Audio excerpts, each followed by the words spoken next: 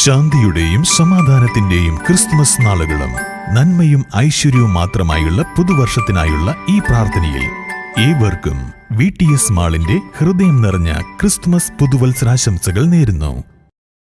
പാണ്ടിക്കാട് കുറ്റിപ്പുഴയിൽ വീട്ടിൽ അതിക്രമിച്ചു കയറുകയും വീട്ടുകാരെ മർദ്ദിച്ച് കവർച്ച നടത്തുകയും ചെയ്ത സംഭവത്തിൽ 5 പേരെ അറസ്റ്റ് ചെയ്ത് പാണ്ടിക്കാട് പോലീസ്.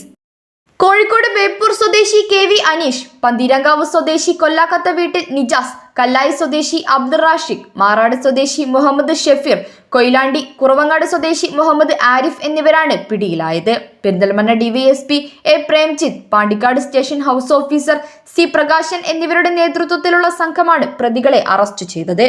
ഡിസംബർ 29 ഉച്ചയ്ക്കാണ് കേസിനാസ്പദമായ സംഭവം നടന്നത്. ഇന്നോവ കാറിൽ പർദ്ദ ധരിച്ചെത്തിയ ഒരു കൂട്ടം അക്രമികൾ കുറ്റിപ്പുളിയിലെ ചക്കാലക്കുന്നൽ അബ്ദുവിന്റെ വീട്ടിൽ കയറി അബ്ദുവിനെയും കുടുംബാംഗങ്ങളെയും മർദ്ദിച്ച് 1.5 ലക്ഷം രൂപയും 6 പവൻ സ്വർണ്ണാഭരണവും കവർച്ച നടത്തുകയായിരുന്നു.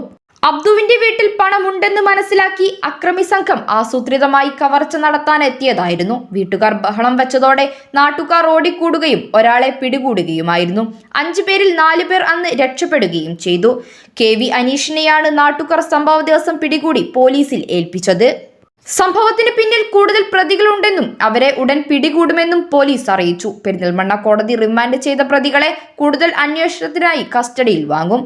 News bureau, Pandikkad.